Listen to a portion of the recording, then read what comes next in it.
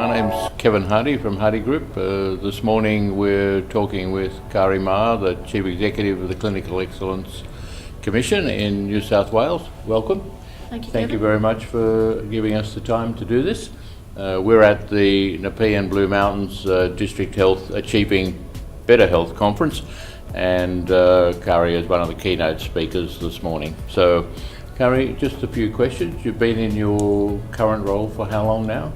3 years. 3 years as Chief Executive of Clinical Excellence Commission. That's right. Yeah, okay. So how has the role of the Clinical Excellence Commission changed in that time? The Clinical Excellence Commission is similar to other agencies internationally which take the lead for their jurisdictions around safety and improvement.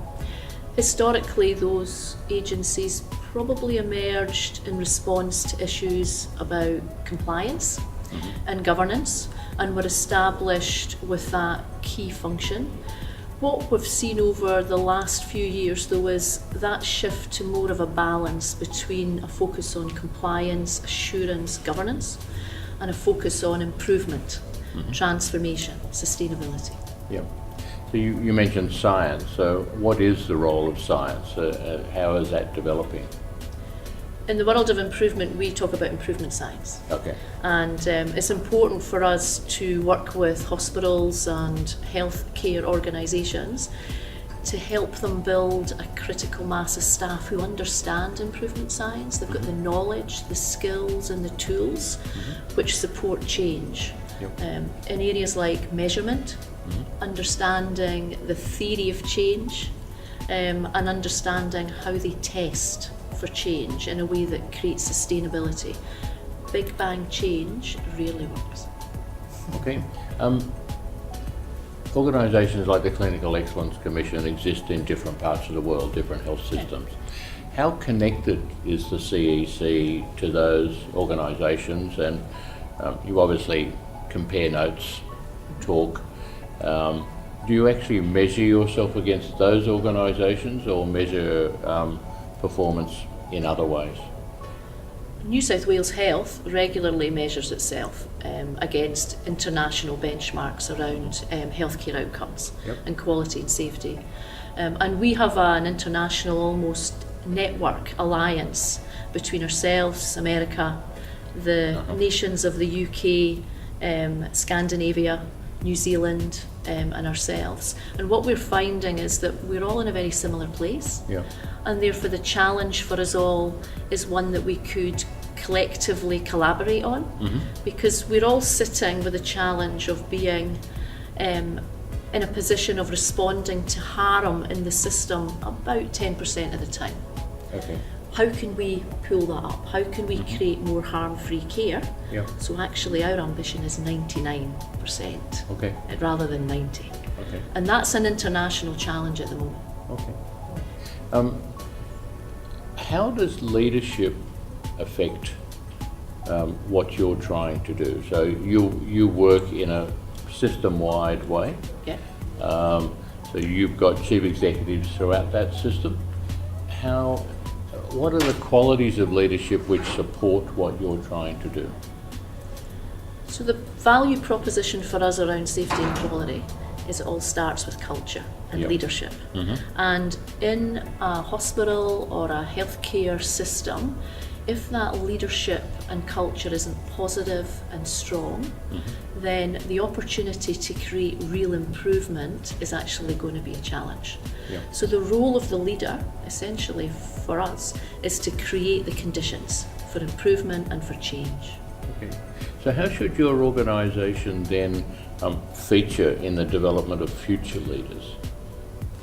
So currently we already train and develop future leaders through the Clinical Excellence Commission. Yep. We have an executive clinical leadership programme Right. where we bring senior clinicians and senior leaders from New South Wales together regularly, twice a year. And we talk to them about the theory of improvement and safety, but we talk about their practice as leaders, how their mindsets, their behaviours, their values will actually impact on the change they achieve. Okay. So you were recruited from Scotland to come to Australia. Yeah. How long did it take you to adjust to a different system and learn its nuances and subtleties? It is a bit different from Scotland, particularly because we had moved away from the model of foundation trusts, and we have a whole system approach where our community services and our hospitals, our public health system, our commissioning system is all one. Right. So it was different when I came here. I found it didn't take me too long to connect with staff in New South Wales, understand their challenges, because actually they're very, very similar to the conversations we would have with, allied health, nursing and medicine in the UK. Sure. Yeah, okay. So if there were 2 or 3 key challenges for safety and improvement going forward, what are they? The things that you really think are important to be paying attention to, for the system to pay attention to? If you listen to staff in the system, they would say to you that it's firstly about permission. They need the leaders and the senior managers in their systems to give them permission to improve. They want to know that in a day-to-day basis, if they've got an idea, they can test it.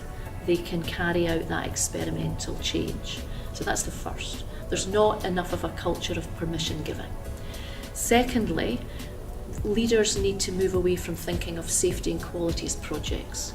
It's about a system commitment to fundamentally changing the way you do your business. Those 2 things would make a difference. Okay. So there's lots of talk that goes on about putting the patient at the centre of everything. What does that mean to you? It means to me that we need to be person-centred in everything we do. As opposed to being professionally centred. But that has 2 sides. It has the person-centred lens of a patient, a family, a carer, a community, and it's got the person-centred lens of the staff and the workforce in an organisation. Because what we do know from the international evidence is the 2 strongest indicators that will tell you whether you're safe and reliable as an organisation is the feedback from your patients and families and the feedback from your staff. Okay.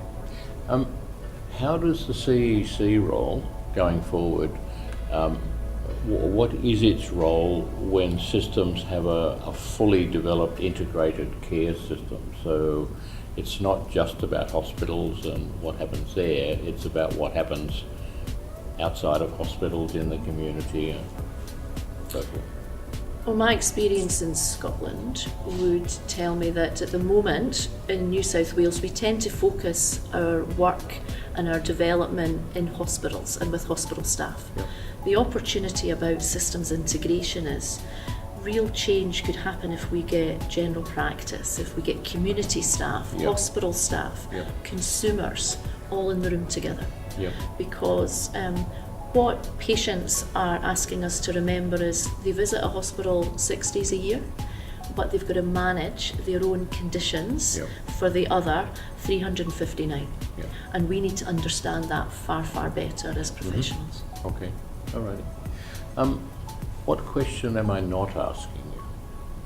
What other thoughts go through your head as we sit here and he's not raising this particular point. So, for instance, I might think, is there one thing internationally we should really be focusing on for the future in safety and improvement? My mind would go back to leadership. So the question I suppose we tend to not ask ourselves is the one about how we actively think about our plan to succession, our plan to develop leaders, our plan to develop chief executives who actually will lead this conversation and hold those mindsets and behaviours that are required. Are we really targeting recruitment in a way that will bring us the right people to drive this level of change at scale and hold that within their culture? Okay. Carrie, I know that you were a keynote speaker this morning at the conference.